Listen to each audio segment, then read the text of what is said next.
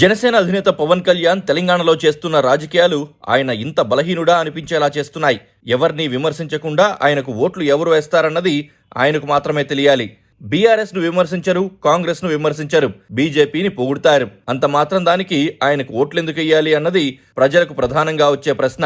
దీనికి జనసేన కేడర్ వద్ద, లీడర్ల వద్ద సమాధానం లేదు. కానీ 8 సీట్లలో పోటీ చేస్తున్నారు. పోనీ ఎప్పుడైనా తెలంగాణ ప్రజల కోసం పోరాటాలు చేసిందా అంటే అలాంటిదేమీ లేదు. పోనీ పార్టీ నిర్మాణం ఉందా అంటే అది లేదు. మరి తెలంగాణలో పోటీ చేసి పవన్ కళ్యాణ్ ఏం సాధించాలనుకుంటున్నారు? జనసేన పార్టీని తెలంగాణ గడ్డపైనే పవన్ కళ్యాణ్ ప్రారంభించారు. కానీ గత 10 ఏళ్ల కాలంలో ఆయన ఎప్పుడూ తెలంగాణలో పార్టీ నిర్మాణంపై పెద్దగా దృష్టి పెట్టలేదు. పార్టీ కార్యకలాపాలు పెద్దగా చేపట్టలేదు. ప్రభుత్వాలకు వ్యతిరేకంగా ఉద్యమాలు చేయలేదు. సినిమా స్టార్ గా పవన్ కళ్యాణ్ అభిమానులు భారీగా ఉన్నారు. కానీ రాజకీయ అభిమానులు ఉన్నారా లేదా అన్నది మాత్రం ఎప్పుడూ తేలలేదు. తన బలమేంటో నిరూపించుకునే ప్రయత్నం ఎప్పుడూ చేయలేదు. ఇప్పటి వరకు తెలంగాణలో ఎలాంటి సమస్యల మీద పోరాటాలు చేసిన దాఖలాలు లేవు. అదే సమయంలో ఎన్డీఏలో భాగస్వామిగా కొనసాగిన ఇక్కడ బీజేపీతో కలిసి ఆ పార్టీ ప్రతినిధులెవరితోనూ స్టేజ్ షేర్ చేసుకోలేదు. బండి సంజయ్ పాదయాత్ర చేసినా, కిషన్ రెడ్డి బస్సు యాత్ర చేసినా జన సైనికులు ఆ దరిదాపుల్లో కూడా కనిపించలేదు. ఇంకా చెప్పాలంటే తెలంగాణ బీజేపీతో తాము కలిసి లేమని కూడా ప్రకటించారు. ఎమ్మెల్సీ ఎన్నికల్లో బీఆర్ఎస్ పార్టీ అభ్యర్థికి మద్దతు ప్రకటించారు. కానీ ఈసారి అసెంబ్లీ ఎన్నికల్లో ఖచ్చితంగా పోటీ చేయాలనుకుని బీజేపీతో సంబంధం లేకుండానే 32 స్థానాల్లో పోటీ చేస్తామని ప్రకటించింది.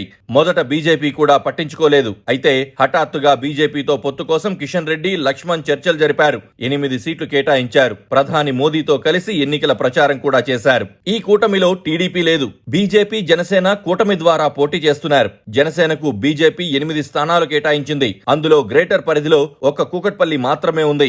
మిగతా అన్ని వివిధ జిల్లాల్లో ఉన్నాయి. ఆయా నియోజకవర్గాల్లో జనసేనకు కనీస పార్టీ నిర్మాణం లేదు. ప్రకటించిన అభ్యర్థులు కూడా కనీసం ప్రముఖులు కాదు. ఆయా నియోజకవర్గాల్లో బీజేపీ కూడా ఏమంత బలంగా లేదు. అయినా పవన్ కళ్యాణ్ పోటీ చేస్తున్నారు.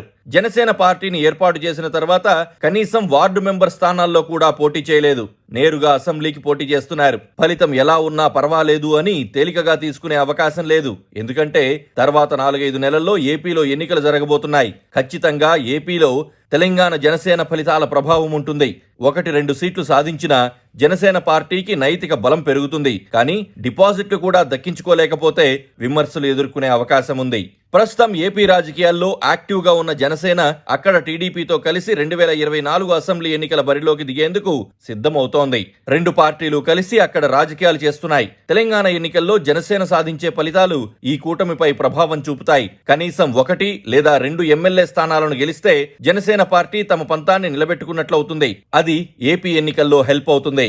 బీజేపీతో పొత్తుండి కూడా జనసేన పార్టీ పెద్దగా ప్రభావం చూపించలేకపోతే అది ఏపీ ఎన్నికలకు ముందు పవన్ కళ్యాణ్ కు నైతికపరమైన దెబ్బవుతుంది. అదే సమయంలో బీజేపీ కూడా పవన్ వల్ల కలిసొచ్చేదేమీ లేదని వాదించే అవకాశం ఉంది. తెలంగాణలో అసలేమీ ప్రభావం చూపించలేకపోతే ఏపీలోనూ ఆయన రాజకీయ ప్రత్యర్థులే కాదు, తెలుగుదేశం పార్టీ నేతలు కూడా ఆయన బలంపై సందేహాలు వ్యక్తం చేసే అవకాశం ఉంది. రాజకీయాల్లో ఓ చోట ఘోర పరాజయం పాలైతే మరో చోట ఆ ప్రభావం కనిపించడం సహజమే. ప్రస్తుతం తెలంగాణలో ఉన్న రాజకీయ పరిస్థితులను బట్టి చూస్తే జనసేన పార్టీకి అన్ని స్థానాల్లో డిపాజిట్లు కూడా రావడం కష్టం. ఆయా స్థానాల్లో బీజేపీ పోటీ చేసినా అదే పరిస్థితి వస్తుంది. జనసేనే పోటీ చేస్తే ఇంకా దారుణమైన ఓట్ల షేర్ రావచ్చు. అందుకే తర్వాత పవన్ కళ్యాణ్ తెలంగాణ ఎన్నికల్లో పోటీ చేయడం చారిత్రక తప్పిదమని అనుకున్నా ఆశ్చర్యం లేదన్న అభిప్రాయం రాజకీయ వర్గాల్లో ప్రారంభమైంది.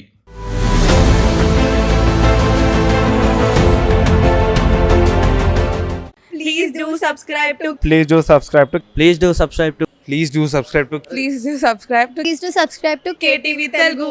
KTV Telugu. KTV Telugu. KTV Telugu. KTV Telugu. KTV Telugu. Please do subscribe to KTV Telugu.